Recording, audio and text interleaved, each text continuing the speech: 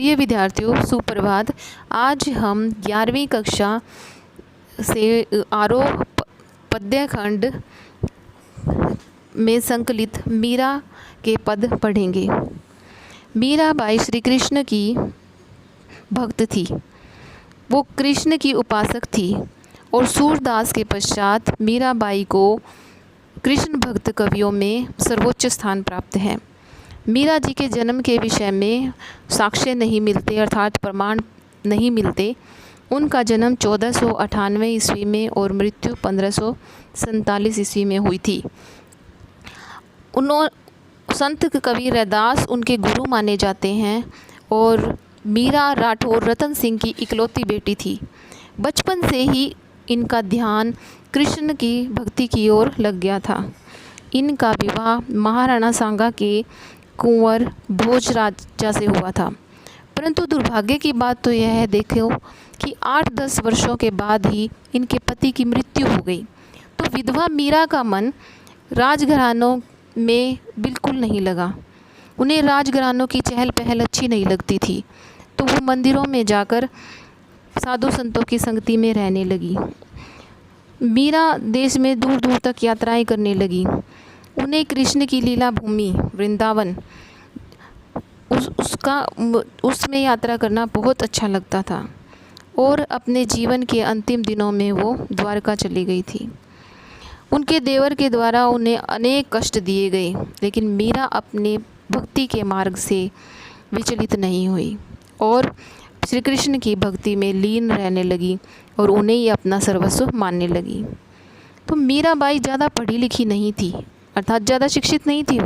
उन्हें ज़्यादा ज्ञान नहीं था, परंतु साधु संतों की संगति में रहने के कारण उनका ज्ञान जो था उसमें इतनी वृद्धि हो गई थी कि वो अपने प्रियतम कृष्ण की प्रेम की मस्ती में झूमते हुए, नाचते हुए जो कुछ मुंह से निकलता था वो ही एक मधुर गीत बन जाता था।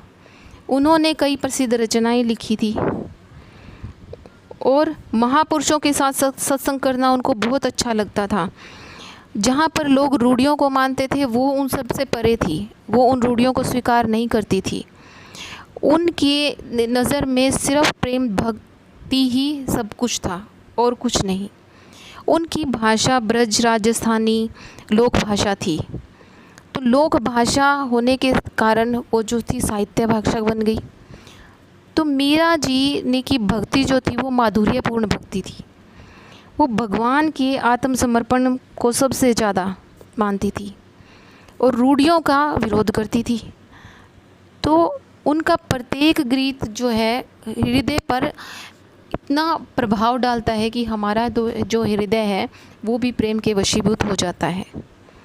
तो भक्तिकालीन सगुण भक्ति धारा में मीरा का जो है वो अद्वितीय स्थान था। तो मीरा के पद के विषय में पढ़ेंगे हम। प्रस्तुत पद में बताया गया है कि मीरा श्री कृष्ण की अनन्य उपासिका हैं। उनका संपूर्ण जीवन कृष्ण की भक्ति में ही लीन रहा। मीरा ने कृष्ण को पति के रूप में स्वीकार किया और उनके प्रति अपनी अनन्य भक्ति भावना का परिचय दिया। इसमें मीरा जी कहती हैं कि मेरे तो सर्वस्व सभी कुछ जो है वो श्री कृष्ण ही है और उनके सिवा मेरा किसी से कोई भी संबंध नहीं है। जाके सिर मोर मुकुट मेरो तो गिरधर गोपाल दूसरा न कोई, जाके सिर मोर मुकुट मेरो पति सोई। मीरा जी कहती हैं कि मेरे तो गिरधर गोपाल, मेरे तो गोपाल अर्थात गिरी को धारण करने वाले श्री कृष्ण और गोपाल ही सब कुछ हैं। उनके सिवाय, उनके अलावा मेरा किसी से कोई संबंध नहीं है। उन्होंने अपने सिर पर मोर मुकुट धारण कर लिया है। ऐसे श्री कृष्ण ही मेरे पति हैं।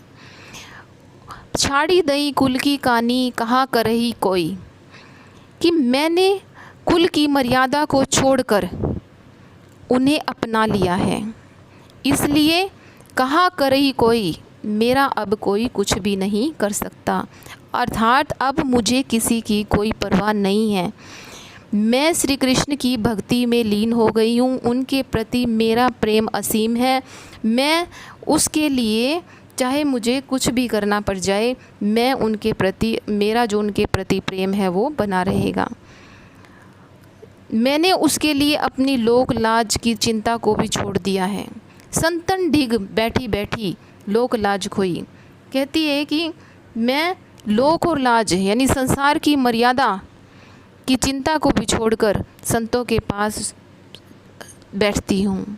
और असुवन जल सींची सींची प्रेम बेली बोई।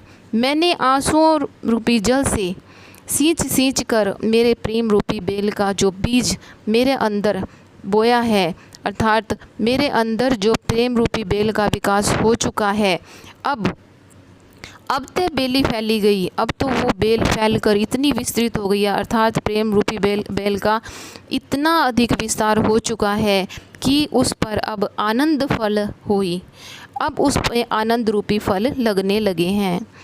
अर्थात मीरा जी को श्री कृष्ण की भक्ति में इतने आनंद की प्राप्ति होने लगी है कि उनके प्रति, अर्थात कृष्ण के प्रति प्रेम रूपी बैल जो है उसका विस्तार हो गया है और उसमें अब आनंद रूपी फल लगने लगे हैं।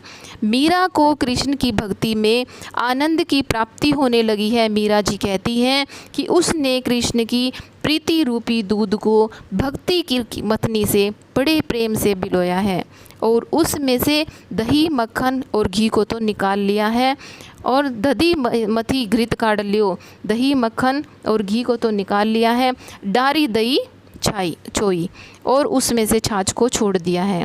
अर्थात मीरा ने सार युक्त तत्वों को ग्रहण करके, अर्थात जिनका अर्थ है, जिनका महत्व है, उन तत्वों को ग्रहण कर लिया है और जिनका कोई अर्थ नहीं है, जो निरर्थक है, उस अंश को छोड़ दिया है। भक्त देखी राजी हुई, जगत देखी रोई, दासी मीरा लाल गिरधर तारो अब मोही।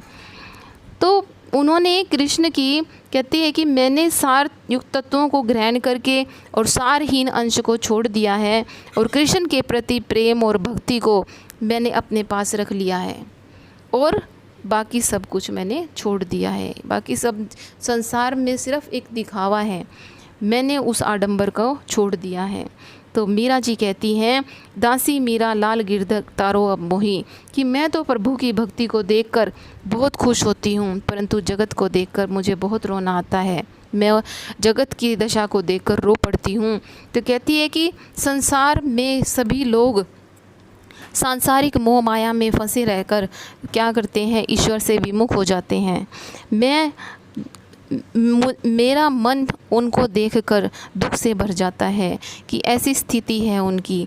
मीरा जी कहती हैं कि जो श्री कृष्ण हैं वो गिरधर यानी गोवर्धन पर्वत को धारण करने वाले हैं और वो ही उनके स्वामी हैं और मीरा तो क्या है, उनकी एक दासी है। भक्त अपने ईश्वर का, अपने आराध्य का दासी होता है। तो कहती है कि मीरा कृष्ण से अपने उद्धार की प्रार्थना करती है। तो मीरा जी कहती हैं कि मेरे कृष्ण जो हैं वो ही मेरे सर्वस्व हैं और वो ही मेरा उद्धार करेंगे। यह संसार क्या है, मोह माया है, यह संसार एक भवसागर है, इसको पार करके हमें उस परमात्मा के पास जाना है। तो इसमें देखिए बेटा, मीरा जी ने कृष्ण के प्रति अपनी अनन्यता और समर्पण भावना के बारे में बताया है। इसमें रूपक और अनुप्रास और पुनरुक्ति प्रकाश अलंकारों का प्रयोग किया गया है और इसमें श्रृंगार रस की प्रधानता है। देखिए, क्योंकि वो उनके प्रति उनका जो श्रृंगार है उनका वर्णन करते हुए नहीं थकती। तो मीरा जी की भाषा जो थी वो राजस्थानी शब्दों का उनके अंदर समावेश किया गया है। तो आंसुओं के जल से उन्होंने प्रेम रूपी बेल को बोया है, इसमें ये बताया गया है।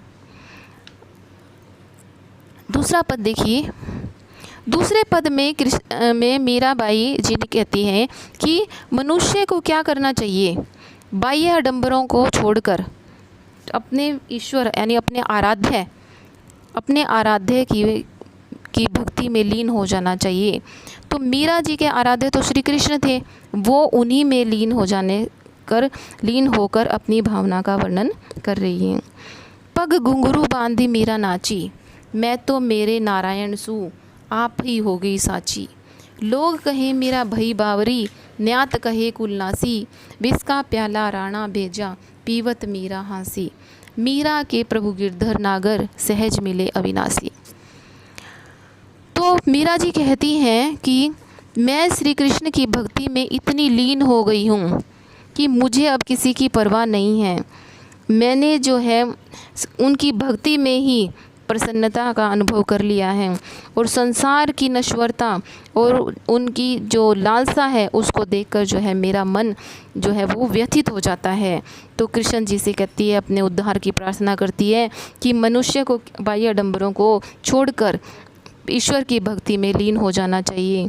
मीरा जी कहती है कि पाँव में घुंघरू बांधकर कृष्ण के समक्ष जो है वो नाचने लगी है, उनके सम्मुख नाचने लगी है, उनके सामने नाचने लगी है। मीरा जी कहते हैं कि अपने नारायण श्री कृष्ण यानी मेरे भगवान श्री कृष्ण उनके समक्ष उनके सामने अपने प्रेम और भक्ति का प्रदर्शन करके वह समक्ष क्या हो गई है, आप ही हो गई साची, कि मैं जो है साची यानी सच्ची जो है वो सिद्ध हो गई हूँ। लोग कहें मीरा भई बावरी, तो उन्होंने कहा है कि लोग मुझे मेरे इस व्यवहार को देखकर कि मैं जो है श्री कृष्ण की भक्ति में प्रेम रूपी भक्ति में इतनी लीन हो गई हूँ, तो लोग मुझे बावली कहना शुरू कर दिया है। वे मानते थे कि मीरा जो है वो विवाहित हैं, उनकी शादी हो गई है। तो शादी होने के बाद एक लड़की का अपने पति के प्रति प्रेम होना चाहिए, जो उनका नहीं था। वो श्री कृष्ण को ही पति रूप में स्वीकार करती थी, उनको अपना दिल से पति मान चुकी थी। तो कृष्ण के प्रति प्रेम में लीन होकर कहते हैं कि इस तरह नाचना जो है आपको शोभा नहीं देता, यह अनुचित है। तो सभी सगे संबंधी जो थे, उनके परिवार के लोग थे, वो उसे अच्छा नहीं मानते थे और उसको कुल नाशिनी उन्होंने कहना शुरू कर दिया था। और राणा के द्वारा उनका कृष्ण के प्रति प्रेम जो है मगन होकर इस तरह नाचना सबको अच्छा नहीं लगता था। तो संबंधियों ने उसका साथ नहीं दिया। तो वो मानते थे कि मीरा जो है अपने आचरण से, उसका व्यवहार जो है सभी लोग नापसंद करते थे, उसको इस तरह से जो देखकर कोई भी खुश नहीं होता था और सभी यही समझते थे कि कुल की मान मर्यादा पर वह कलंक लगा रही है, अर्थात हमारे कुल का सर्वनाश कर रही है। तो उसके लिए सभी लोग जो है नाराज़ रहते थे। तो विष का प्याला राणा भेजा, पीवत मीरा हाँसी।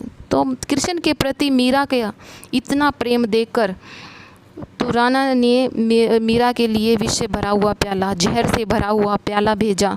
तो मीरा कृष्ण भक्ति में इतनी लीन थी कि उन्होंने उस विष के प्याले को भी हंसते हंसते पी लिया। तो मीरा जी कहती हैं कि मेरे प्रभु तो गोवर्धन पर्वत को धारण करने वाले हैं और वो अनश्वर हैं, वो अविनाशी हैं, अनश्वर हैं, उनको सहज स्वाभाविक रूप से प्राप्त नहीं किया जा सकता। तो अपने भक्तों को अपने अविनाशी रूप में जो है वो किस तरह से सहज रूप में प्राप्त हो जाते हैं, कौन? भगवान श्री कृष्ण। तो जो कृष्ण से सच्चा प्रेम करते हैं वो कृष्ण भक्ति भी उन्हीं को मिलती है, और जो सच्चा प्रेम नहीं करते उन्हें कृष्ण भक्ति यानी कृष्ण रूपी प्रेम की भक्ति भी प्राप्ति नहीं होती।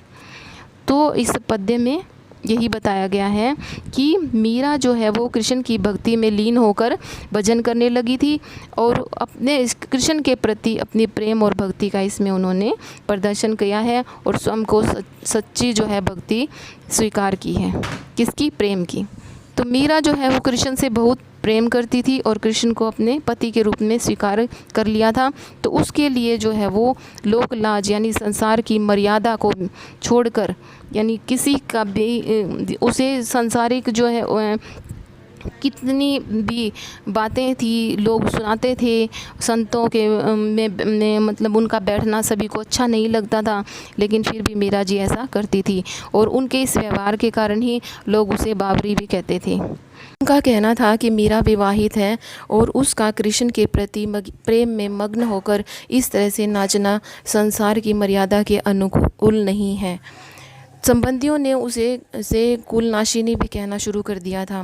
मीरा अपने व्यवहार से कुल की मान मर्यादा पर कलंक लगा रही है, सब यही सोचते थे। तो मीरा की कृष्ण के प्रति प्रेम को देखकर राणा ने उसके लिए विष से भरा हुआ प्याला भेजा, लेकिन मीरा ने उसे फिर भी हंसते हंसते पी लिया। मीरा तो कृष्ण की भक्ति में इतनी लीन हो गई थी कि उन्होंने उस विष के प्याले को भी अमृत के प्याला समझकर पी लिया, क्योंकि उनका कृष्ण के प्रति इतना अनन्य प्रेम था, उन्हें उन पर पूरा विश्वास था। मीरा कहती हैं कि मेरे प्रभु गोवर्धन पर्वत को धारण करने वाले हैं और वे अनश्वर हैं।